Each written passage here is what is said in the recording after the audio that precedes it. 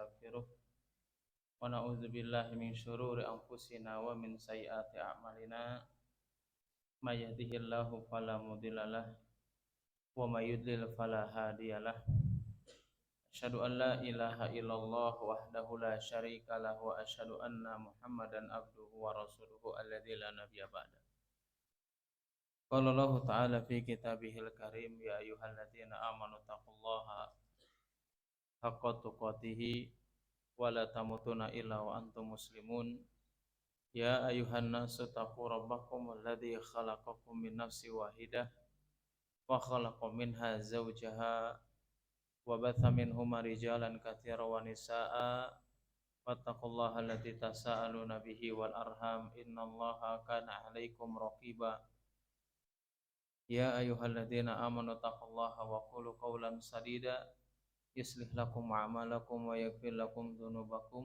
ومن يطع الله ورسوله فقد فاز فوزا عظيما أما بعد. Alhamdulillah segala puji hanya milik Allah Subhanahu wa taala. Kita memohon berlindung serta bertobat kepadanya dan kita bersaksi bahwasanya tidak ada Tuhan yang berhak disembah kecuali Allah Subhanahu wa taala. Salawat dan salam tidak lupa senantiasa kita curahkan kepada Nabi kita Nabi Muhammad sallallahu alaihi wasallam beserta keluarganya, sahabatnya, tabi'in, tabi'ut tabi'in dan kepada para pengikutnya yang senantiasa istiqomah berpegang teguh di atas sunnahnya Nabi Muhammad sallallahu alaihi wasallam hingga akhir zaman. Dan kita bersaksi bahwasanya Muhammad adalah seorang nabi dan rasul utusan Allah Subhanahu wa taala. Alhamdulillah pada hari ini atas izin Allah Subhanahu wa taala bisa bertemu kembali ya, meskipun agak telat datang karena tadi memang ada tetangga yang meninggal ya, jadi harus harus takziah dulu ya sampai ke pemakaman. Alhamdulillah ya. Meskipun terlambat tidak terlalu terlambat ya.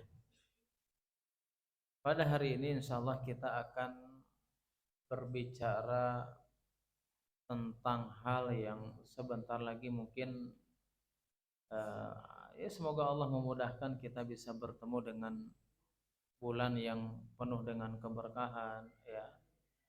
Bulan yang penuh dengan ampunan yaitu bulan Ramadan. Berapa hari lagi kira-kira? Hah? 11 hari lagi. Ya bisa 5 atau 4 mungkin ya, kurang lebih seperti itu.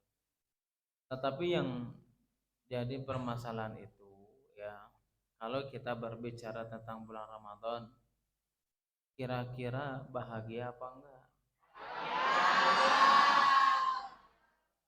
Bahagianya karena apa? Hah? Bahagianya karena naon ya? Libur sekolah.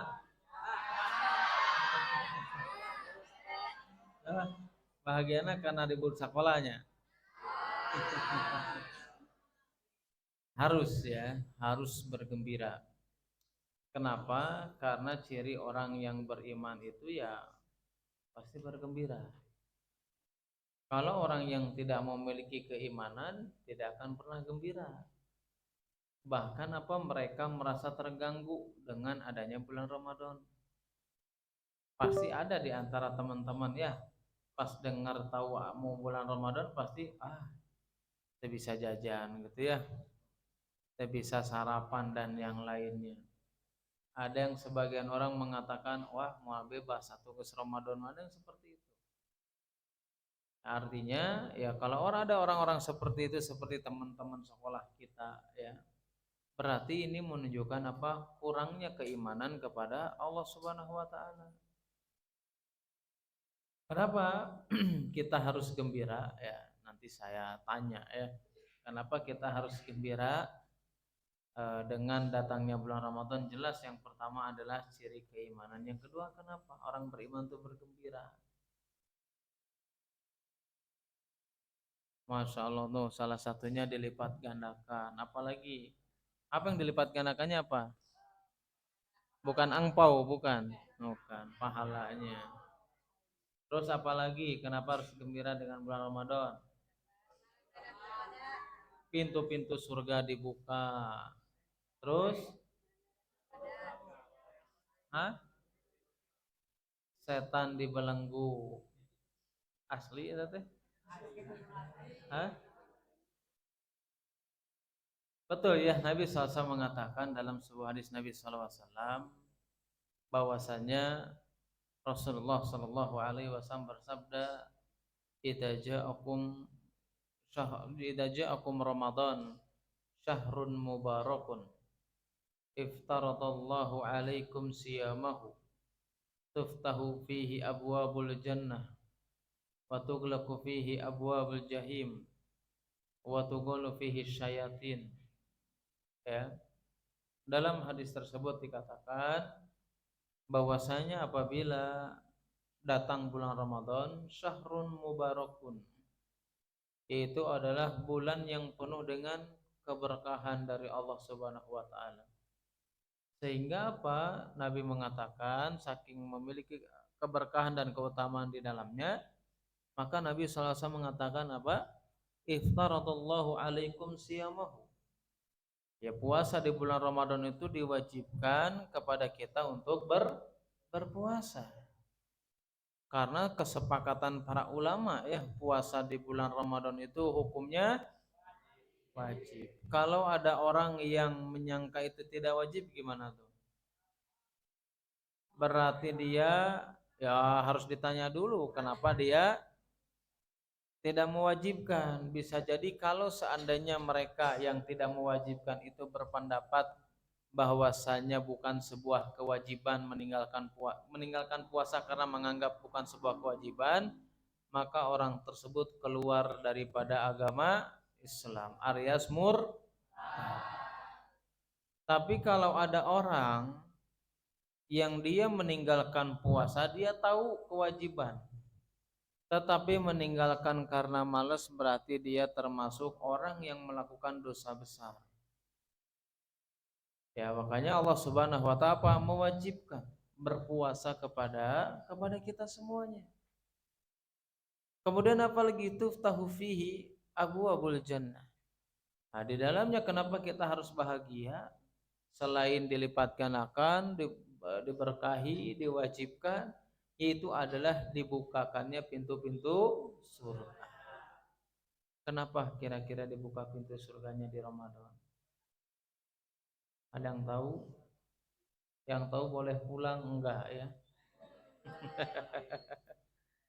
Apa tuh kira-kira? Banyak apa? Banyak tajil. Hah? Maksudnya adalah salah satunya alasannya kenapa dibuka pintu pintu surga. Artinya itu sebagai perintah bahwa kita itu apa? Harus banyak melakukan amalan soleh. Sebagian ulama menjelaskan dibukanya pintu surga itu maksudnya adalah bahwasanya inilah waktu yang mana Allah itu membukakan rahmat seluas-luasnya. Tuh, apa harus melakukan berbagai amalan soleh alasannya. Kemudian apa? Waktu apa? Kenapa dibuka pintu-pintu surga apa tadi? Allah melimpahkan rahmatnya. Kemudian peluang ampunannya lebih luas lagi. Kemudian apa? Selain daripada dijelaskan tadi bahwasanya di antara alasan Allah membukakan pintu-pintu surganya yaitu adalah bahwasanya peluang untuk dikabulkan atau diterima tobatnya jauh lebih besar daripada bulan-bulan yang lainnya. Ada ingat-ingat ya, nanti saya tanya. Kemudian selain dibuka pintu-pintu surganya, kemudian Nabi mengatakan apa? Waktu gelaku fihi abwabul jahim. Kemudian juga ditutupnya pintu-pintu neraka.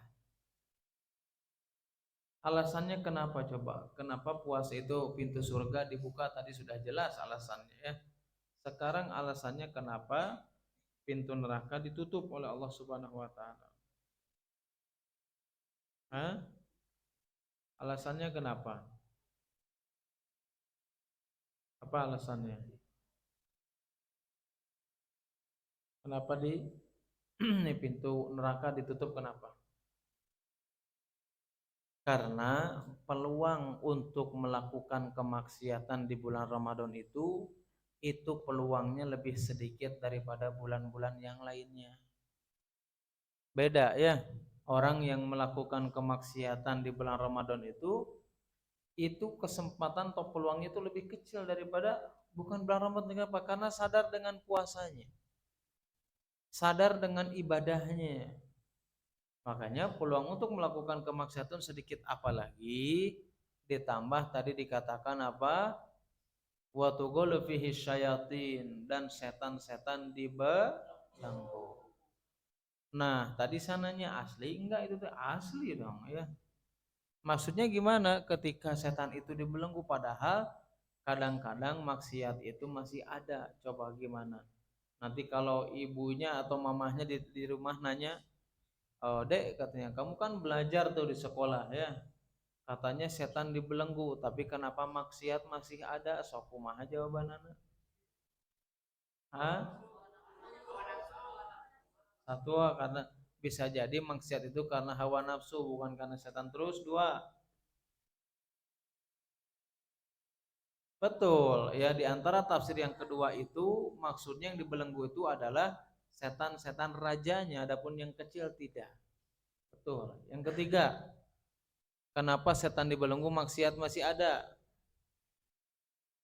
Hah? Apa coba? Kata Imam Qurtubi mengatakan maksudnya adalah selain tadi yang dua kita sebutkan, setan dibelenggu di sini maksudnya adalah betul setan dibelenggu, tapi bagi orang-orang yang dia puasanya ikhlas dan sesuai dengan tuntunan Rasulullah Shallallahu Alaihi Wasallam. Berarti kalau kita tahu bahwasannya puasa yang terhindar dari godaan setan atau terhindar dari bisikan-bisikan setan yang bisa menjerumuskan ke dalam kebinasaan, berarti apa? Harus ikhlas dan sesuai dengan tuntunan Rasulullah SAW. Yang jadi pertanyaan, kira-kira kalau kita nggak belajar bisa ikhlas apa enggak? Belum, susah. Orang yang belajar aja belum tentu ikhlas, apalagi nggak belajar. Kira-kira kalau kita nggak belajar, puasanya bisa sesuai dengan tuntunan Rasulullah atau enggak? Enggak. Ya, makanya itulah pentingnya ilmu. Ya, ketika kita menyambut bulan Ramadan itu bukan hanya sekedar bahagia karena banyak makanan ya, bahagia karena libur sekolah, bukan. Tetapi bahagia ketika menyambut bulan Ramadan itu karena disebabkan dengan iman yang ada pada diri kita masing-masing, sehingga memiliki rasa bahagia.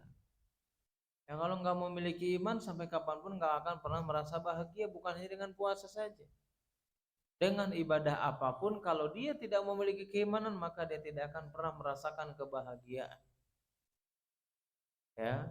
Kemudian, kalau kita harus tahu tentang ilmunya yang berkaitan dengan puasa di bulan Ramadan, ya, maka puasa itu memiliki banyak atau berbagai hikmah di dalamnya. Kenapa Allah Subhanahu wa Ta'ala mewajibkan puasa? Hikmahnya apa kira-kira? Ada yang pernah tahu kenapa Allah mewajibkan puasa? Ada, betul kewajiban kita tahu, tapi ada hikmahnya. Kira-kira hikmahnya apa? Nah, itu yang paling jelas. Ya, puasa itu diperintahkan atau diwajibkan oleh Allah Subhanahu wa Ta'ala supaya menjadi orang yang bertakwa. Bukan supaya sehat, bukan. Ya, ada orang yang berpuasa tujuannya supaya sehat, bukan tujuannya itu. Kalau sehat gara-gara puasa, ya mungkin itu dampak dari puasanya. Tetapi kalau hikmahnya kenapa kita diwajibkan puasa, yaitu adalah supaya kita menjadi orang yang bertakwa. Takwa itu apa artinya? Nah, takwa itu adalah orang yang senantiasa atau takwa itu meninggalkan segala sesuatu yang dilarang oleh Allah Subhanahu wa taala dan menjalankan berbagai syariatnya.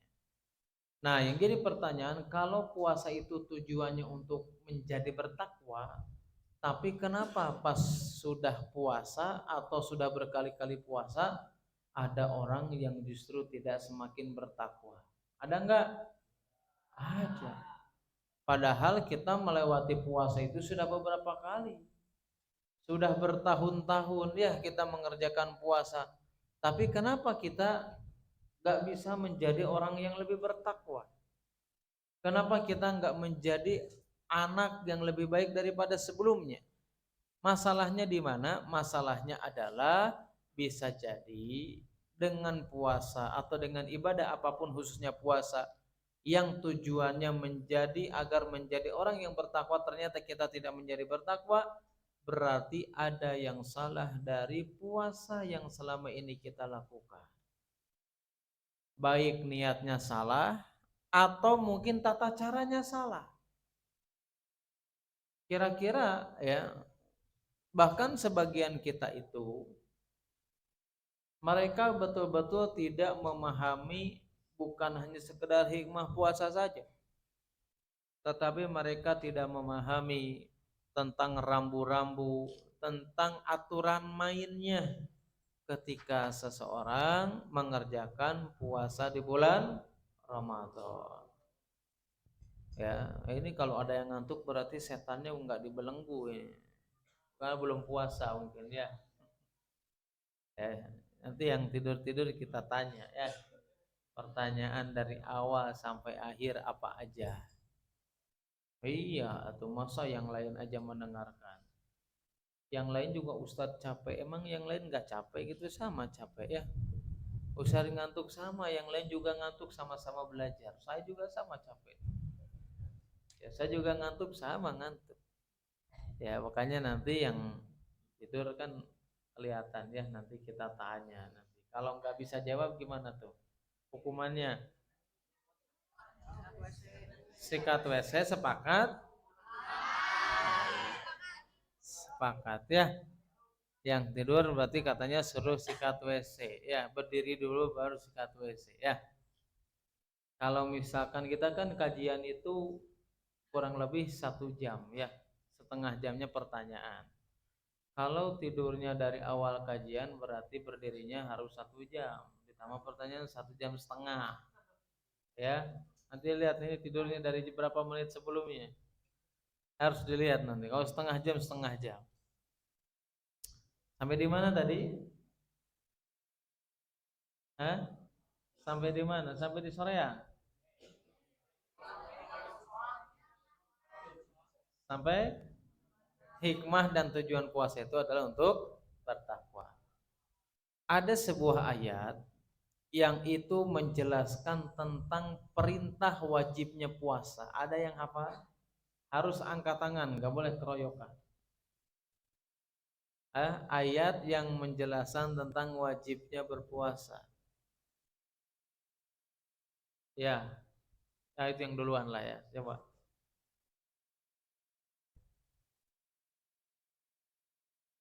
Siapa namanya dulu? Namanya siapa? Razan. Masya Allah. Ya, coba baca.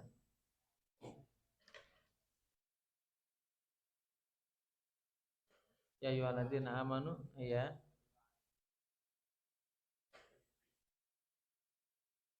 Surat apa itu? Surat Al-Baqarah ayat 183, bahwasanya Allah Subhanahu wa taala berfirman, "Ya ayyuhalladzina amanu kutiba alaikumusiyam kama kutiba alal ladzina min qablikum la'allakum." Tadi saya menjelaskan menyambut puasa itu kenapa harus gembira. Kenapa harus diperintahkan gembira? Karena salah satunya ciri orang yang beriman. Dari mana kita tahu? Salah satunya adalah Allah menjelaskan dalam ayat tersebut panggilan yang pertama adalah panggilan iman. Dalil yang kedua dalam surat Yunus, kalau enggak ayat 58 atau ayat 98. Di situ Allah Subhanahu wa taala berfirman, "Qul bi fadlillahi wa birrahmatihi." Ya, bahwasanya kali ke atas ya, karunia Allah Subhanahu wa taala, atas keutamaan dari Allah Subhanahu wa taala. Untuk apa? Falyafrahu. Maka kalian itu bergembiralah. Karunia di sini maksudnya adalah karunia diturunkannya Al-Qur'an. Diturunkannya Al-Qur'an itu kapan diturunkannya? Di bulan Ramadan. Bahkan Jibril alaihissalam senantiasa mengajarkan Al-Quran kepada Nabi SAW di bulan Ramadan. Nah, itu dalil yang pertama diantaranya kenapa harus gembira, yaitu adalah karena itu bukti seseorang memiliki keimanan. Alasan yang kedua lagi kenapa kita harus bergembira, dijelaskan oleh Syekh Sa'di rahimahullahu ta'ala dalam kitab tafsir beliau. Ketika menafsirkan surat Yunus 58 atau 98, ketika Allah memerintahkan untuk bergembira, kenapa Allah memerintahkan itu? Karena apa? Kata Syekh Sa'di rahimahullah ta'ala, kenapa Allah memerintahkan kita harus bergembira? Salah satunya ketika bertemu dengan bulan Ramadan, karena orang yang bergembira itu, mereka akan senantiasa mempersiapkan dirinya. Artinya kalau kita betul gembira bertemu dengan bulan Ramadan, kita sudah persiapan apa belum? Bukan hanya sekedar siap-siap saja, bukan. Tetapi persiapan yang paling utama adalah mempersiapkan ilmunya. Hukum-hukumnya seperti apa? Ya, ilmu yang berkaitan dengan Ramadan apakah kita tahu atau enggak? Makanya wajar kata Syekh Sa'di, beliau mengatakan apa? Kenapa harus gembira? Karena gembira inilah yang menjadikan seseorang untuk bersemangat. Berarti kalau ada orang yang dia tahu akan bertemu dengan bulan Ramadan, kemudian dia tidak mempersiapkan diri baik fisiknya, baik ilmunya, maka bisa jadi orang tersebut bukan hanya sekedar lemah iman, tetapi mereka tidak memiliki rasa bahagia. Kenapa? Ketika dia akan bertemu dengan bulan Ramadan, karena nggak memiliki semangat. Kenapa Syekh Sa'di mengatakan juga bahwasannya orang-orang mukmin kalau bertemu dengan bulan Ramadan dia harus bergembira? Karena apa? Bukan hanya sekedar semangat saja, bukan hanya sekedar apa? Apa nggak kedengaran? Bukan hanya sekedar semangat dan mempersiapkan ilmu saja, tetapi dia betul-betul ya memaksimalkan untuk melakukan amalan tersebut karena Allah Subhanahu wa taala. Ya makanya cirinya gitu. Nih kita ini benar udah semangat apa belum? Udah gembira belum? Ya tinggal lihat aja. Maksudnya kita sudah mempersiapkan apa belum? Atau cuek-cuek aja? Atau biasa-biasa saja? Ada orang yang beriman mereka selalu bergembira ketika melaksanakan suatu ibadah. Salah satunya adalah puasa di bulan Ramadan. Ilmu apa saja yang harus kita ketahui? Salah satunya ya karena ilmu tentang hukum yang berkaitan dengan puasa itu banyak.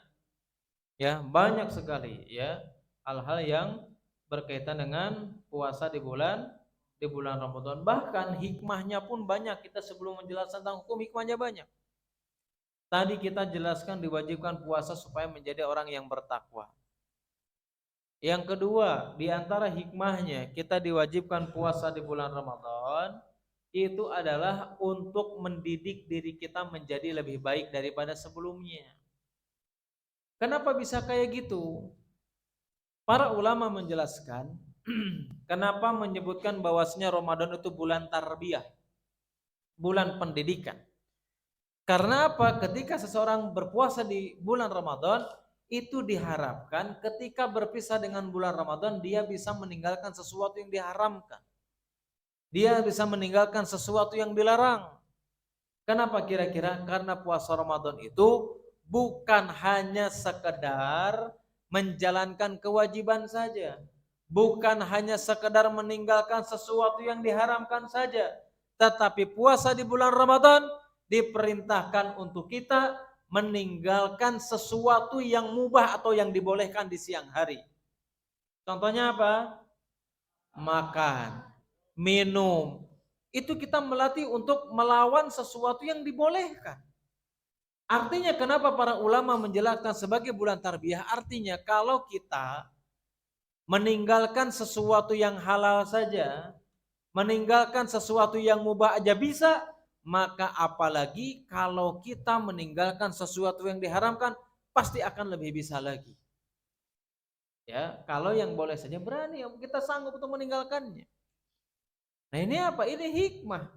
Ketika Allah Subhanahu wa taala mewajibkan puasa di bulan Ramadan. Hikmahnya apa lagi? Hikmahnya adalah supaya kita senantiasa menjadi hamba yang bersyukur. Kira-kira apa hubungannya bersyukur dengan disyariatkannya puasa dengan bulan Ramadan ini? Apa hikmahnya kira-kira? Hubungannya apa?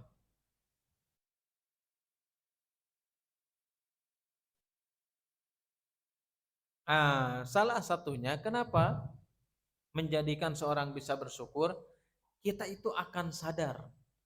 Kata Imam Ibnul Qayyim rahimahullah ta'ala mengatakan, salah satu cara supaya kita ingat dengan orang-orang yang tidak bisa makan dari kalangan orang-orang fakir miskin adalah salah satunya adalah puasa. Maka itu yang bisa mendorong kita mensyukuri. Artinya kita meninggalkan makan beberapa jam saja kita terkadang merasa sulit. Kita merasa susah. Ini menjadikan kita berpikir bagaimana dengan orang-orang yang mereka tidak bisa makan berhari-hari. Bagaimana dengan orang yang mereka tidak bisa menikmati makanan sebagaimana yang kita nikmati. Contoh misalkan di Palestina sana. Bukan hanya sekadar puasa saja, enggak puasa pun mereka itu sulit untuk makan. Tapi terkadang kita enggak pernah bersyukur. Kita di rumah senantiasa ngeluh dengan makanan yang sudah disajikan oleh orang tua kita masing-masing. Pengennya makannya sama apa biasanya? Fried chicken gitu.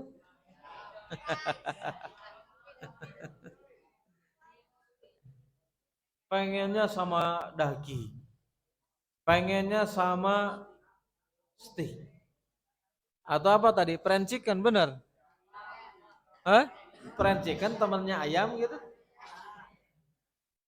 Mengeluh ya. Dikasih makan sayur nggak mau gengsi. Ada yang kayak gitu? Banyak. Kayaknya makan asin itu malu ya. Padahal asin itu lebih mahal daripada daging ayam. Nah, artinya dengan puasa itu apa? Supaya kita sadar. Kita baru berapa jam puasa saja sulitnya minta ampun. Bagaimana ada orang yang mereka tidak bisa makan. Baik di Palestina ataupun di negeri manapun, khususnya adalah orang-orang kaum muslimin. Makanya apa? Salah satunya apa? Supaya dia bersyukur. Mau sahur dengan mie, ya syukurin saja. Mau buka dengan air putih saja, bersyukur aja. Orang lain mah nggak bisa makan sebagaimana kita makan. Makanya puasa ini adalah momen untuk bersyukur. Ya, terus apa? Memberikan pemahaman kepada diri kita masing-masing untuk semakin peduli kepada saudara kita masing-masing. Khususnya adalah kaum muslim, itu hikmahnya. Kemudian tadi, yaitu di antara hikmahnya, kemudian tadi dijelaskan kita harus mengetahui tentang hukum-hukum. Sebelum menjelaskan hukum, saya ingin menjelaskan tentang tafsir.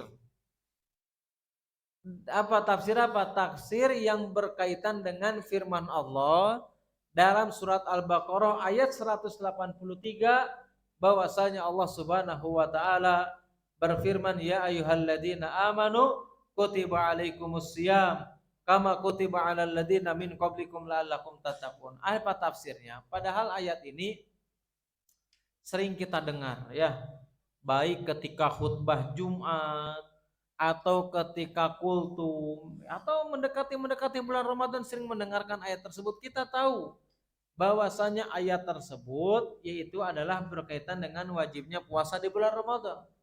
Tapi apakah kita tahu dari definisi dan maksud atau tafsir dari ayat tersebut? Pertama, ketika Allah Subhanahu wa taala mengatakan ya ayyuhalladzina amanu. Kenapa panggilannya dengan iman? Karena apa? Allah itu memanggil kaum muslimin dengan panggilan iman ketika memerintahkan dengan wajibnya puasa di bulan Ramadan itu untuk menunjukkan konsekuensi orang yang betul-betul beriman.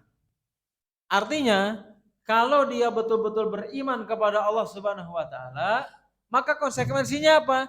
Dia akan mengerjakan puasa Ramadan tersebut yang diwajibkan oleh Allah Subhanahu wa taala.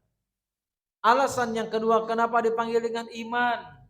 Ingin menunjukkan bahwasanya orang yang dia tidak memiliki keimanan, mereka tidak akan mampu, bahkan mereka meskipun mampu, mereka tidak akan mau melaksanakan kewajiban yang diperintahkan oleh Allah. Salah satunya adalah puasa di bulan Ramadan. Berarti alasannya kenapa dipanggil dengan iman? Hah? Ya, Allah tuh pengen tahu nih, benar dia nggak beriman nggak? Kalau dia beriman, konsekuensinya berarti menjalankannya. Kalau tidak beriman, maka akan meninggalkannya. Ada penjelasan para ulama, ya, mudah-mudahan bisa dipahami ya adik-adik ini. Di situ dijelaskan atau para ulama itu menjelaskan, para ulama ahli tafsir diantaranya, kalau dalam Al-Quran ada kalimat atau kata ya atau kalimat di situ panggilannya ya ayyuhalladzina amanu. Yang dimaksud orang yang beriman ini orang yang beriman seperti apa? Nah, para ulama ahli tafsir itu mengatakan kalau setelah Allah mengatakan ya ayyuhalladzina amanu, setelah kalimat ya ayyuhalladzina amanu itu kemudian disambungkan dengan kalimat perintah, kalimat kewajiban sebagaimana dalam surat Al-Baqarah tadi apa? Ya ayyuhalladzina amanu kutiba alaikumusiyam. Setelah kalimat beriman, maka diteruskan dengan kalimat perintah untuk berpuasa. Para ulama tafsir mengatakan kalau ada kalimat diawali dengan ya ayyuhalladzina amanu, kemudian diteruskan dengan kalimat atau kata perintah dan kewajiban, maka maksud orang yang beriman dalam ayat tersebut yaitu adalah seluruh orang yang beriman. Baik orang yang memiliki keimanan yang tinggi, baik orang yang memiliki keimanan yang pertengahan, atau orang yang memiliki keimanan yang sangat rendah, maka semuanya dipanggil untuk mengerjakan kewajiban tersebut. Jelas? Ya, jadi gimana kalau ada kalimat ya ayyuhalladzina amanu diterusin dengan perintah atau larangan, berarti konteksnya apa? Panggilannya untuk siapa? Seluruh orang yang beriman, baik imannya tinggi, tengah ataupun rendah. Yang kedua, kalau ada kalimat iman kemudian dibarengkan atau setelah kalimat ya ayyuhalladzina amanu kemudian ada kalimat tentang surga, tentang keutamaan penghuni surga, maka maksudnya ayat tersebut panggilan untuk orang yang beriman yang memiliki keimanan yang tinggi saja. Jelas bedanya, bisa pahami? Kalau yang kedua apa tadi? Kalau ya ayyuhalladzina amanu terus apa dengan kalimat apa? Keutamaan surga, ya, keutamaan orang penghuni surga. Maka itu konteksnya apa? Hanya untuk orang yang memiliki keimanan yang tinggi saja. Kemudian ketika Allah Subhanahu wa taala mengatakan, kutiba alaikumusiyam, diwajibkan kepada kalian untuk berpuasa. Apa artinya puasa? Itu menahan itu secara bahasa, coba secara istilah.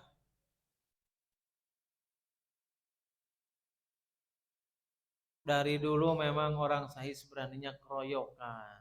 Ya. Coba ada yang bisa ngangkat tangan nggak bisa menjelaskan? Puasa secara istilah itu apa? Kan kalau secara bahasa mah menahan ya. Nah, sekarang secara istilah coba. Ayo, gimana?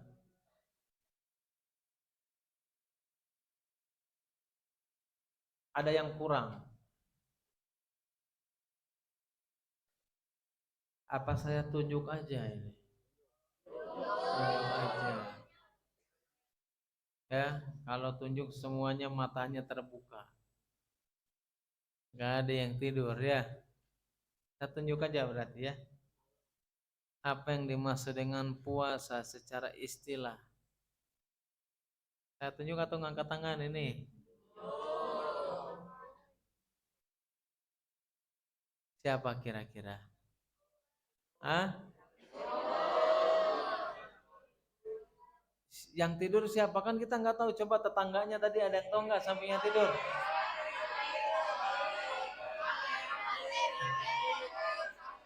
Ya udah berarti gini aja ya. Semua orang yang tidur harus ngejawab. Coba.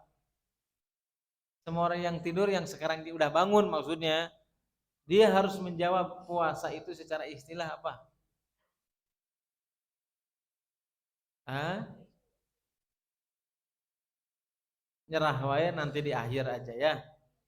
Yang dijelaskan para ulama diantaranya adalah beribadah kepada Allah Subhanahu wa taala dengan meninggalkan sesuatu yang dilarang. Ya diantaranya apa? Meninggalkan makan dan minum. Di mana? Di siang hari. Itu diantara penjelasan para ulama. Kan gampang aja. Kenapa di situ dikatakan beribadah kepada Allah dulu? Orang beribadah kepada Allah dengan cara meninggalkan makanan dan minuman atau syahwatnya. Kenapa disebutkan ibadah dulu? Karena ada orang yang mereka itu meninggalkan makanan dan minuman bukan karena puasa karena Allah, tetapi supaya langsing, supaya tubuhnya bagus. Kalau ada orang yang dia berpuasa hanya tujuannya bukan menjadi orang yang bertakwa, tujuannya supaya badannya bagus bukan karena Allah Subhanahu wa taala, maka itu tidak dikatakan sebagai puasa yang diperintahkan oleh Allah Subhanahu wa taala. Ya, berarti kita tadi sudah menjelaskan ya ayyuhalladzina amanu sudah jelas ya. Nanti saya tanya nih. Kemudian diwajibkan kepada kalian untuk berpuasa.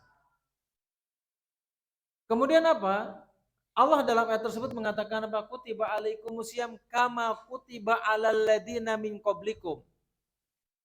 Yaitu adalah Allah mewajibkan puasa kepada kalian sebagaimana diwajibkan kepada umat terdahulu. Maksudnya apa? Kenapa Allah mengatakan mewajibkan puasa sebagaimana umat terdahulu? Padahal ibadah itu bukan puasa aja. Perintah wajib sholat, wajib zakat, atau ibadah-ibadah lain. Tapi Allah tidak pernah mengatakan sholatlah kalian, zakatlah kalian, bersedekahlah kalian sebagaimana umat terdahulu. Allah tidak pernah mengatakan itu. Kecuali mengatakan kalimat tersebut dalam perintah puasa. Kenapa? Alasannya yang pertama, karena puasa itu adalah bukan sesuatu hal yang mudah. Artinya sesuatu hal yang sulit. Artinya ketika Allah mengatakan sebagai umat terdahulu, tujuannya apa? Supaya kita tidak merasa berat alias menjadikan puasa ini menjadikan sesuatu yang ringan pada diri kita masing-masing. Kenapa? Karena dia bakal sadar. Kenapa saya harus berat? Kenapa saya harus merasa sulit? Kenapa harus merasa berat dengan puasa Ramadan yang diwajibkan? Padahal apa? Umat terdahulu juga sama diperintahkan puasa. Tetapi apa? Tetapi mereka mampu melewatinya. Kenapa kita tidak bisa kan begitu? Artinya kalimat Allah mengatakan sebagaimana umat terdahulu itu memotivasi untuk diri kita masing-masing supaya tidak merasa berat. Kenapa? Karena sadar ada orang lain juga atau sebelum kita yang sama-sama mereka juga diwajibkan tapi mereka mampu melewatinya. Alasan yang pertama supaya merasa ringan. Alasan yang kedua, ya. Kenapa Allah Subhanahu wa taala mengatakan diwajibkan puasa sebagaimana umat terdahulu? Alasan yang kedua, untuk menghibur kita dan memotivasi kita. Kenapa? Kalau umat terdahulu saja bisa melewati, harusnya kita sebagai umat Muhammad harus lebih baik daripada umat-umat terdahulu ketika kita melaksanakan wajibnya puasa di bulan Ramadan. Jelas? Harus jelas. Nanti saya tanya, nggak usah khawatir. Kutiba alaikum kama kutiba alal ladzina min qablikum la'allakum tattaqun. Supaya tujuannya menjadi orang yang bertakwa. Nah, tadi kan dijelaskan definisi takwa kita sudah tahu. Nah, sekarang penjelasannya kenapa ada orang yang sudah melewati puasa, yang sudah berpuasa padahal Allah mengatakan dengan puasa bisa menjadi orang yang bertakwa, tapi kenapa ada orang yang sudah berkali-kali puasa di bulan Ramadan tidak menjadi orang yang bertakwa?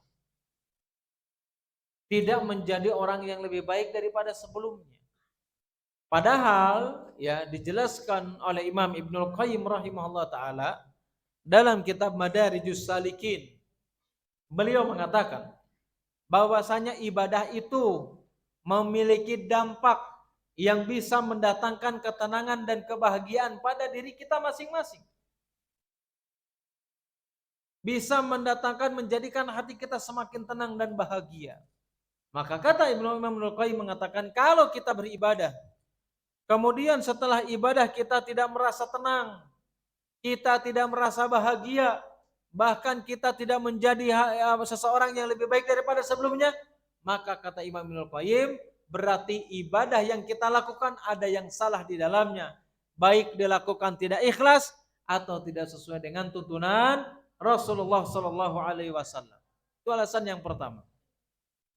Alasan yang kedua, kenapa ada orang yang berpuasa tetapi tidak menjadikan dia semakin bertakwa dan lebih baik? Alasan yang kedua, bisa jadi puasanya atau ibadahnya itu tidak diterima oleh Allah Subhanahu wa taala. Dari mana kita tahu? Dijelaskan oleh Ibnu Katsir rahimahullahu taala dalam kitab tafsir beliau ketika menafsirkan surat Al-Lail. Beliau mengatakan apa? Min jazaa'i sayyi'ati sayyi'atu badaha wa min jazaa'il hasanati hasanatu badaha wa min jazaa'i sayyi'ati sayyi'atu badaha. Kata Nabi SAW mengatakan apa? Balasan dari sebuah kebaikan adalah kebaikan setelahnya, dan balasan dari keburukan adalah keburukan setelahnya. Artinya kalau kita beribadah tidak menjadikan bertakwa dan semakin baik daripada sebelumnya, berarti apa? Bisa jadi ibadah kita tidak diterima oleh Allah Subhanahu wa taala. Sehingga apa? Ketika selesai mengerjakan ibadah ternyata kita tidak menjadi lebih baik. Tapi kalau ciri amalan seseorang diterima oleh Allah, ibadah seseorang diterima oleh Allah Subhanahu wa taala, maka ketika selesai melakukan ibadah dia menjadi lebih baik daripada sebelumnya. Dia menjadi orang yang bertakwa, bahkan lebih bertakwa daripada sebelumnya. Kapan? Kalau ibadahnya betul-betul diterima oleh Allah Subhanahu wa taala. Berarti alasannya ada dua.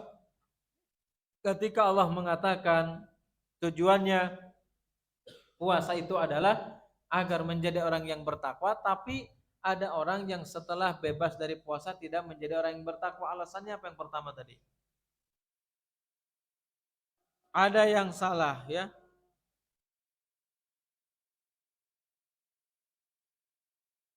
Kemudian ciri kalau ibadahnya tidak diterima oleh Allah Subhanahu wa taala. Ya, sehingga tidak menjadikan seseorang menjadi lebih baik atau bertakwa daripada sebelumnya. Saya mau nanya, ibadah itu artinya apa? Kalau secara bahasa itu jelas, tunduk dan patuh secara istilah. Ibadah, doa artinya. Kalau doa itu kan bagian daripada ibadah. Kalau sholat mungkin bisa diartikan sebagai doa. Sekarang ibadah artinya apa? Menyerahkan diri itu secara bahasa, secara istilah. Ismun jami'un likulli ma yuhibbullah wa yarda minal aqwal wal afal dhahir wal batin. Ibadah itu secara istilah adalah semua jenis nama yang dicintai oleh Allah serta diridhoi oleh Allah Subhanahu wa taala, baik itu ucapan ataupun perbuatan, baik yang nampak ataupun tersembunyi, selama itu diridhoi dan dicintai oleh Allah Subhanahu wa taala, itu adalah termasuk daripada ibadah. Artinya, kalau ada amalan yang itu Allah tidak memerintahkan, bahkan Nabi pun tidak memerintahkannya, itu menunjukkan apa? Menunjukkan amalan tersebut atau ibadah tersebut adalah ibadah yang Allah Subhanahu wa taala tidak menyukai, bahkan tidak meridhoinya. Contohnya adalah puasa di bulan Ramadan. Itu ibadah apa bukan? Dari mana kita tahu kalau puasa di bulan Ramadan itu ibadah? Hah? Gimana? Gimana? Jelas hadis ya. Gimana tuh? Karena Allah memerintahkan. Kan tadi dijelaskan sesuatu dikatakan ibadah itu kapan? Kalau Allah cinta dan ridho. Ketika Allah mencintai suatu amalan, ketika Allah memerintahkan suatu amalan, berarti itu menunjukkan amalan tersebut dicintai dan diridhoi oleh Allah Subhanahu wa taala. Itu aja alasannya. Dari mana kita tuh diperintahkan? Kan dalam ayat tadi. Ya ayyuhalladzina amanu kutiba alaikumusiyam. Allah memerintahkan berarti ridho dan cinta kepada amalan tersebut, maka itu termasuk bahwasanya puasa termasuk salah satu ibadah yang diperintahkan oleh Allah Subhanahu wa taala. Nah, itu diantara hikmah atau tafsir yang dijelaskan oleh para ulama tentang ayat yang menjelaskan tentang apa? Wajibnya puasa di bulan Ramadan. Jelas sampai di sini? Coba yang terakhir saya mau nanya dulu. Rukun puasa itu ada berapa? Ada 2, apa aja? Terus meninggalkan sesuatu yang mengatakan niatnya kapan? Hah?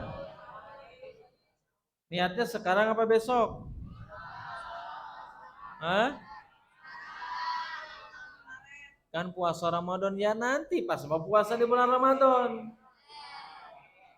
Niatnya itu adalah di malam, tetapi niat di situ tidak perlu diucapkan. Cukup dalam hati saja.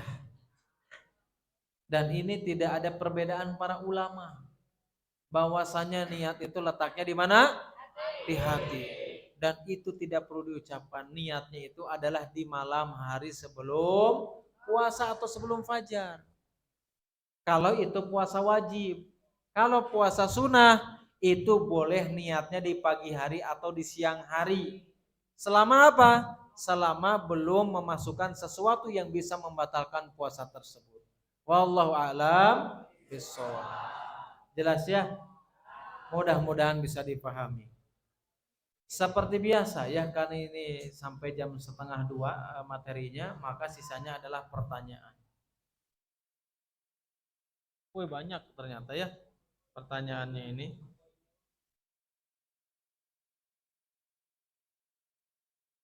Pertama ya, apa hukum tertidur dari sahur sampai berbuka? Gimana tuh jawabnya?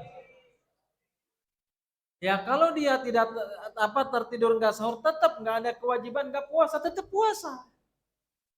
Ya, meskipun dia tertidur tetap dia wajib puasa, kecuali kalau tertidurnya karena dia sakit, sakitnya parah yang tidak memungkinkan untuk berpuasa, itu beda lagi. Tapi kalau karena tertidur dan kemudian tidak sahur, ya tetap dia wajib untuk berpuasa.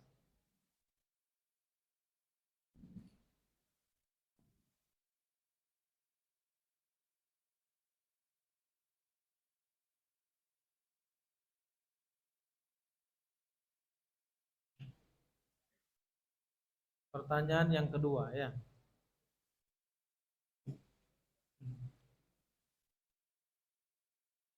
Bismillah Ustadz, izin bertanya. Kalau berbuat dosa misalnya main judi, Ada gitu anak saya yang main judi, ada.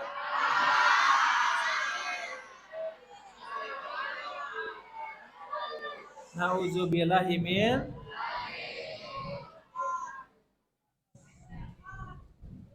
Kalau ada orang ketika berpuasa melakukan suatu dosa, yang dosa itu bukan hal yang membatalkan puasa, bukan makan, bukan minum. Dosa apa saja, misalkan berbohong, ya, kemudian ya berdusta, menggibah, atau judi tadi. Apakah membatalkan puasa? Para ulama mengatakan itu tidak membatalkan puasa, tetapi puasanya tidak mendatangkan pahala.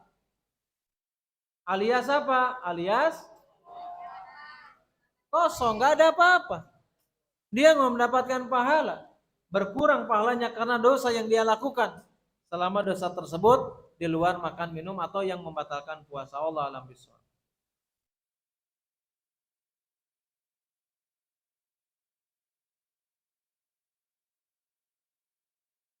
Ustadz, apa saja yang bisa membuat batalnya puasa? Banyak, ya. Salah satunya ya jelas makan dan minum. Kemudian melakukan hubungan suami istri bagi orang yang sudah menikah, itu membatalkan puasa. Kemudian apa? Muntah secara sengaja, itu sama juga membatalkan puasa. Ustadz, bagaimana kalau seandainya ada yang mimpi basah? Batal apa enggak? Enggak batal. Ya, tetap dia puasa dan itu tidak membatalkan puasa. Banyak sebetulnya, ya.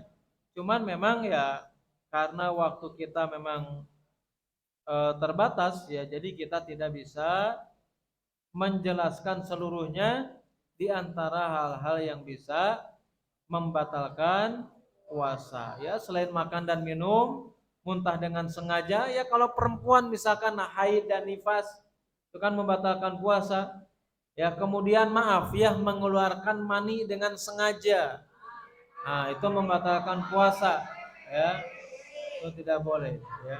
Kemudian apa? Yang bisa membatalkan puasa itu adalah sesuatu yang bermakna atau semakna dengan makan dan minum. Contoh apa? Merokok. Awas, ya. Kerjaan belum punya, ya. Kerjaan belum punya. Sekolah masih dibiayain orang tua. Kuota dibeliin orang tua, tapi ngerokok gaya itu namanya. Ya, nggak boleh. Itu nggak boleh, ya. Bahkan sebagian ulama, ya, yang semakna dengan makan dan minum, ya, salah satunya rokok, ya. Ada sebagian ulama juga berpendapat di antara yang bisa membatalkan puasa adalah memang niat mau berbuka. Ada orang misalkan di rumah karena sieun ku kolotna gitu, ya, dia ikut sahur. Padahal dari awal sudah niat akan batal puasa di sekolah. Orang yang seperti itu yang sudah niat dari awal, maka termasuk membatalkan puasa. Wallahu a'lam bishawab.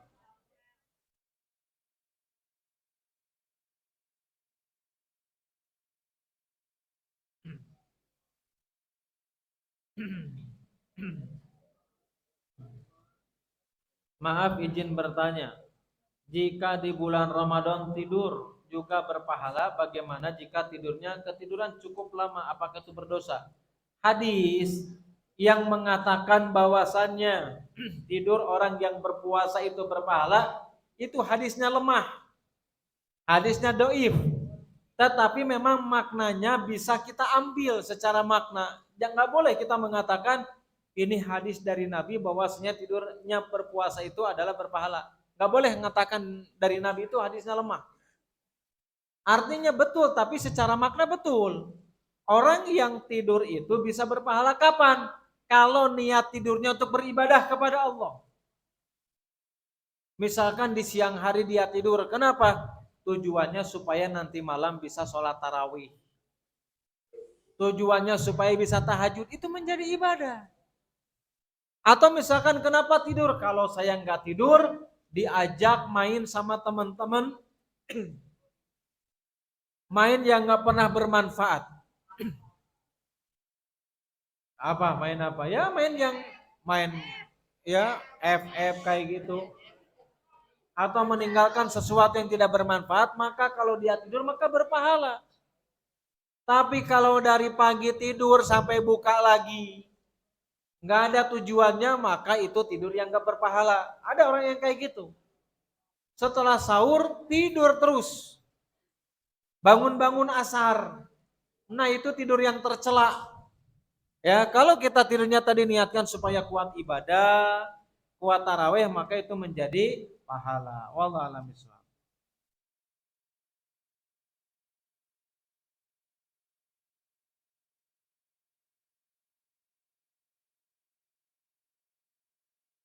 Ustadz nanya apakah saat di bulan Ramadan tidak sengaja makan atau minum membatalkan? Ya, kalau tidak sengaja ya, kemudian nggak sengaja tiba-tiba minum, ya itu tidak membatalkan puasa, atau tiba-tiba makan terus ingat baru tinggalkan. Jangan menggunakan kesempatan ya. Pas lupa lagi puasa, lupa makan minum diteruskan. Nah itu baru batal. Enggak apa-apa kalau nggak sengaja langsung tinggalkan saja. Oh ini sudah tadi jelaskan ya. Jika saat tertidur di siang hari di bulan Ramadan lalu mimpi basah, apakah kita batal puasa? Enggak ya. Orang yang mimpi basah ketika tidur di siang hari, maka itu tidak membatalkan puasa.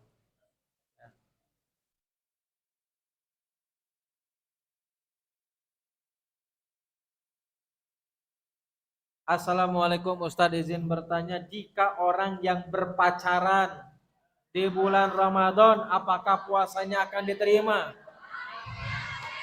Pertama ya, pacaran itu hukumnya haram. Nggak boleh. Hah? Pacaran itu hukumnya haram. Meskipun kalau seandainya dia berpacarannya tidak melakukan sesuatu hal yang bisa membatalkan puasa, bisa saja puasanya sah, tapi bisa juga ya meskipun sah tetapi dia tidak mendapatkan pahala karena melakukan dosa besar. Haram hukumnya, nggak boleh ya. Kesempatan karena sedang puasa ngabuburitna bari bobogohan, nah itu nggak boleh.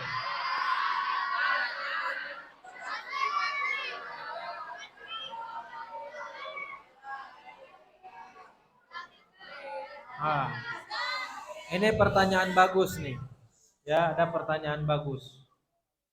Apaan Ustadz izin bertanya, misalkan kalau puasa Ramadan itu bisa tidak dibareng dengan niat puasa lain, boleh apa enggak? Enggak boleh, ya enggak boleh, karena sudah beda tujuan. Yang satu mau puasa Ramadan, misalkan yang satu puasa sunnah, enggak boleh. Apalagi satunya membayar hutang, enggak, hutang puasa Ramadan enggak boleh digabungkan. Kecuali ya kalau puasa sunnah boleh digabungkan. Misalkan karena kita sering puasa Senin Kamis, ya misalkan pas hari Seninnya, pas kebetulan biasa puasa Senin bareng dengan puasa 3 hari dalam 1 bulan atau puasa Ayamul, nah itu boleh karena hukumnya sama-sama sunnah. Wallahu a'lam bishawab. Seperti sholat tahiyatul masjid, boleh digabung dengan sholat syukur wudu. Kenapa? Karena sama-sama hukumnya sunnah dan sifatnya juga sama, boleh ya.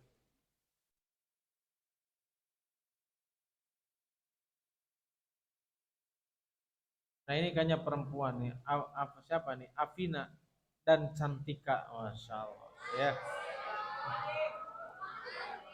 Apakah jika masih punya hutang puasa, ya puasa Ramadan tahun kemarin, puasa sekarang akan diterima atau tidak? Dan bagaimana caranya apabila kita lupa dengan hutang puasa, bagaimana cara menggantinya? Kalau kita punya hutang puasa, itu ada 2 penjelasan. Pertama, kalau ketika kita waktu itu punya hutang puasa, ya kenapa kita nggak puasa waktu itu? Misalkan karena udur, kalau perempuan misalkan haid contohnya misalkan, atau sakit, sehingga apa, dia punya hutang puasa. Ketika sudah berpisah dengan bulan Ramadan, ternyata apa? ternyata hutangnya itu karena puasanya ada udzur, ada alasan sebelumnya, kemudian dia belum sempat karena ada udzur lain, misalkan sakit lagi, atau ada halangan yang itu dijelaskan dalam syariat, kalau dia belum sempat membayar hutang kemudian keburu puasa lagi, sudah puasa Ramadan dulu, kemudian dia apa? Kemudian dia membayar hutangnya setelah Ramadan selesai. Yang kedua, kalau seandainya ketika dia hutang puasa di bulan Ramadan yang lalu belum sempat membayarnya. Kenapa enggak belum sempat membayarnya? Karena menyepelekan. Banyak entar aja deh, gampang, akhirnya menyepelekan. Kalau ada orang yang menyepelekan seperti itu, belum sempat bayar hutang di tahun yang lalu, maka pendapat mayoritas ulama, nanti dia mengkodo setelah selesai Ramadan, sekaligus dia membayar kafarat. Bukan mengkodo aja, tapi dia puasa sekaligus membayar kafarat. Beda dengan orang yang nggak bayar hutang puasa karena ada udur. Misalkan setelah puasa sakit lagi. Sakitnya lama sampai Ramadan nggak punya hutang, dia cukup mengkodo saja nanti setelah selesai Ramadan. Tapi kalau ada orang yang meremehkan, banyak dientar-entar, diengke-engke, maka dia wajib membayar hutang puasa kemudian membayar kafarat. Allah alam bisawab.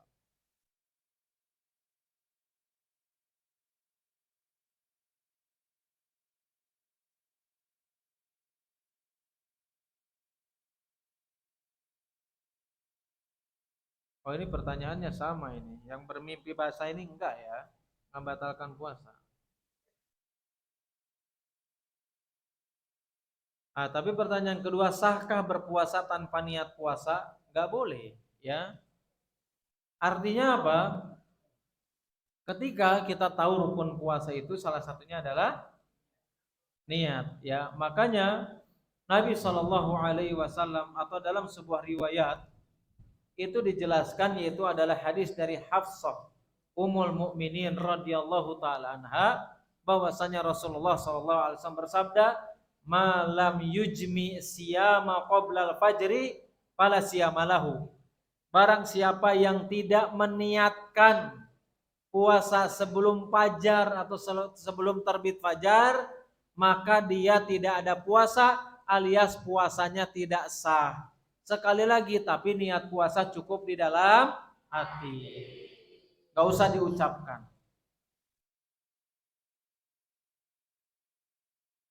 Habis ya? Habis pertanyaannya? Hah? Sama semua? Oh gitu. Berarti ya kalau sama semua ya saya yang nanya, berarti ada sisa waktu kan ya? Sekarang saya yang nanya. Ya. Tadi kan sudah dijelaskan ya, hikmah kenapa kita diwajibkan untuk berpuasa. Sebutkan salah satu atau beberapa hikmah yang tadi sudah dijelaskan terkait dengan yang diwajibkan dengan puasa. Saya lihat pas jadi pertanyaan kayak gini, posisi duduknya jadi beda-beda. Ya, yang mau saya tunjuk udah pindah tempatnya ini. Ya, menghilang semua. Gak berani dia. Ya, ya kalau berani berbuat, berani tanggung. Jangan ai tidurna hayang ya, pas ditanya mungsieun alias kabur, ya. Apa hikmah daripada disyariatkannya puasa?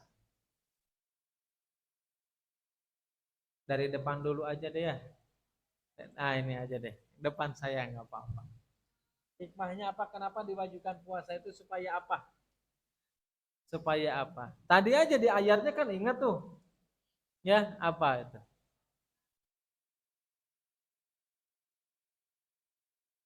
Apa? Hah? Kenapa? Ya udah, tuh saya nanya ke tengah dulu. Nyerah nih, nyerah? Nyerah. Ya sudah, ini aja ya. Coba hikmahnya apa? Siapa namanya? Hah? Ibnu. Kelas berapa? Kelas 8B. Coba Apa hikmah dari diwajibkannya puasa? Hah?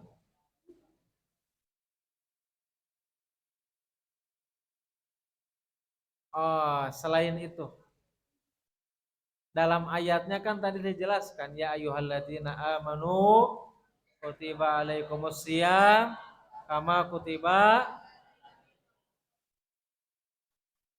supaya apa berarti? Supaya nggak tahu, ya. Nah, berarti inilah pentingnya memperhatikan, ya. Harus tahu, harus pahamkan tadi supaya puasanya jadi berkah. Berarti harus tahu ilmunya, ya. Coba hikmah diwajibkan puasa itu karena apa? Belakang yang peci coklat. Nah, ya itu, ini. Nah ya, kenapa hikmahnya? Gak boleh ngetawain, yang ngetawain saya tunjuk juga. Berarti yang jawab dua aja, yang peci hitam sama yang ngetawainnya. Ya, ya. Ayo yang satunya dulu yang diketawain apa hikmahnya salah satunya. Namanya siapa namanya? Fahri? Farid namanya? Oh Fadil, kirain Farid namanya. Sama. Fadil kelas 9A. Wah kalau kelas A biasanya pintar-pintar ya katanya.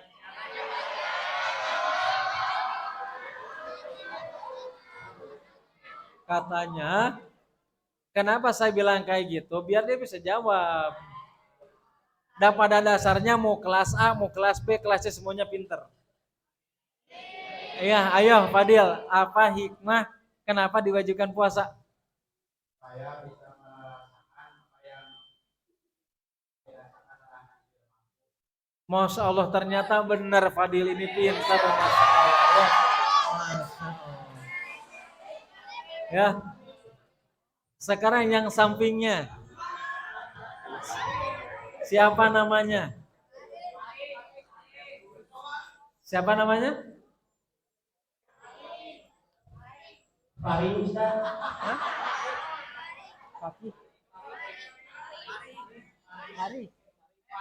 Fahri. Satu Fadil, satu Fahri, satu Farid. Ya, saudara mungkin ya. Coba apa kelas berapa Fahri?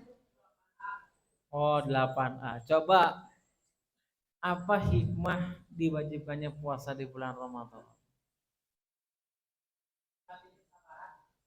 Salah satunya boleh melatih kesabaran. Masya Allah. Ternyata Fadil dan Fahri orang pintar ternyata. Masya Allah.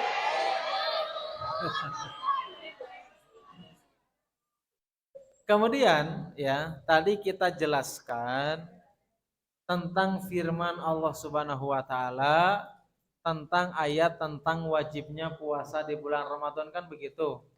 Saya nggak bisa nanya akhwat karena akhwatnya beda ya. Tadi kita jelaskan bahwasanya awal dari surat tersebut dikatakan ya ayyuhalladzina amanu. Kenapa di situ dipanggil dengan kalimat iman? Saya mau nanya ke yang peci putih itu dekat tembok itu tunduk. Ini nih yang rambutnya peci putih tapi dibelah gini. Nah, yang pecinya dicopot.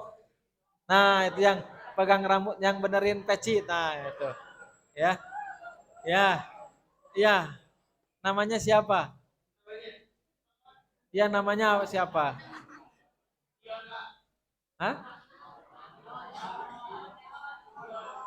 Nama siapa? Dion, Masya Allah. Dion bukan pasangannya Mayang, bukan ya?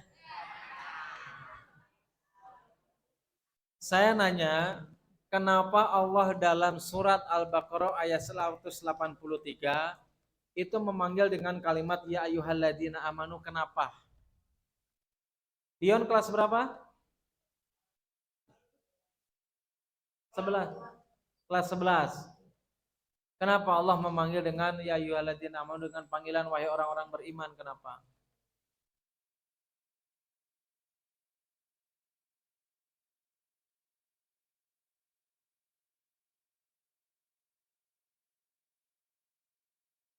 Ayo, kenapa?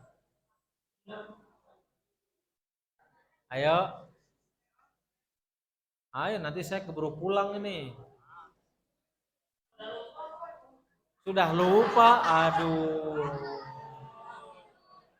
Berarti nggak memperhatikan kalau kayak gitu. Ya, kalau memperhatikan insya Allah, meskipun jawabannya nggak sempurna tapi ada yang nempel. Ya sudah, berarti sekarang saya ganti lagi ya. Sama yang di belakang tuh, yang pakai peci hitam yang rambutnya agak panjang di sini nih. Ah, yang dipegang tuh rambutnya kepalanya tuh. Ah, bukan, bukan. Sampingnya. Ya. Siapa namanya? Dian ya. Kelas berapa? Kelas 10. Kalau 10 nggak ada AB-nya, nggak ada. Oh, 10 aja. Oh, 10A. Kenapa Allah memanggil dengan kalimat wahai orang-orang yang beriman? Ayo. Awas jawabannya udah lupa lagi. Ayo apa? Siapa barusan tuh namanya lupa? Dian. Ayo Dian. Nanti kalau jawabnya lama keburu imsak ini. Ayo. Berarti yang lupa, Kenapa diulang? Kenapa dipanggil dengan orang yang beriman? Kenapa? Karena dia mengerjakan karena dia mengerjakan perintah Allah, yaitu ciri orang yang beriman. Ciri orang yang beriman itu mengerjakan perintah Allah, tapi alasannya kenapa dipanggil orang yang beriman? Jawabannya adalah Allah itu pengen tahu bukti keimanannya di mana, begitu. Kalau dia beriman pasti akan mengerjakan puasa. Kalau tidak beriman pasti tidak akan mengerjakan puasa, ya. Nah, sekarang saya nanya lagi. Kenapa Allah mengatakan diwajibkan puasa sebagaimana umat-umat terdahulu? Saya pengen nanya yang lurus dari saya yang pakai peci putih yang rambutnya panjang nih pecinya di sini. Itu yang rambutnya pecinya gini nih rambutnya itu. Nah, ayo. Nah, itu yang pegang pecinya, nah itu. Nah, siapa namanya tuh?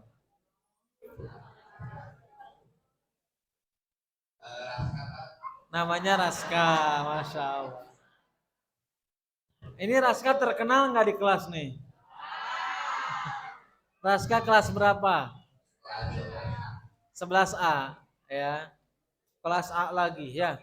Nah, kenapa Allah mengatakan diwajibkan puasa sebagaimana umat-umat terdahulu? Kenapa Allah mengatakan demikian? Karena Allah mengatakan puasa itu ialah hal yang sangat bagi orang. Kenapa? Ulangi. Berpuasa itu adalah hal yang sangat susah untuk orang-orang sekarang. Ya, bisalah. Meskipun kurang, Masya Allah ya. Jadi kenapa dikatakan sebagaimana umat terdahulu sebagai hiburan supaya orang yang mengerjakan puasa itu tidak merasa berat. Kenapa?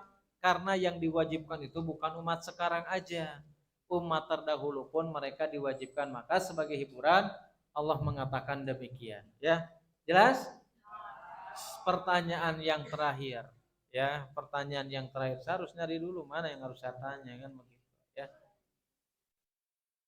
Tadi kita katakan kan Allah itu dalam Al-Quran kalau setelah kalimat ya ayyuhalladzina amanu kemudian setelahnya kalimat perintah maka di situ konteksnya apa maksudnya. Saya pengen nanya sama sini udah ya, sana udah ada Fadil sama Fari, jadi terkenal ya, Masya Allah. Masya Allah. Di sana ada Dion. Terus siapa lagi tadi? Raska ya. Berarti saya harus nanya ke sebelah sini ini. Oh sini udah ya? Sini aja lah. Hah? Saya pengen nanya, jangan ditunjukin kepalanya, ya. Pengen nanya sama yang pecinya merah. Nah, ya, ya, boleh. Namanya siapa? Repi. Ini Repi pakai P apa pakai F? F. Pakai F. Repi ya. Kelas berapa? 9A. 9A, Masya Allah. Gimana tuh? Kalau Allah mengatakan wah ya ayyuhalladzina amanu, dalam ayat tersebut disambungkan dengan kalimat perintah, berarti maksudnya ayat tersebut konteksnya untuk orang yang beriman seperti apa?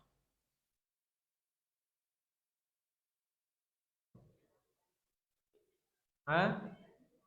Ayo Revi, kamu bisa ya. Bertakwa kepada Allah. Maksudnya gimana ini?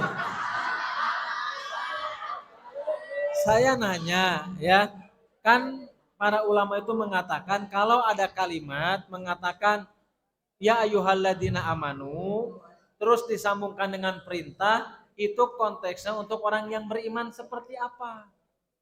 Yang levelnya tinggi, rendah atau pertengahan? Semuanya, bukan takwa ya. Berarti konteksnya adalah orang yang beriman semuanya. Kalau ada kalimat ya ayyuhalladzina amanu, kemudian dilanjutkan dengan penjelasan tentang keutamaan dan penghuni surga, berarti konteksnya apa?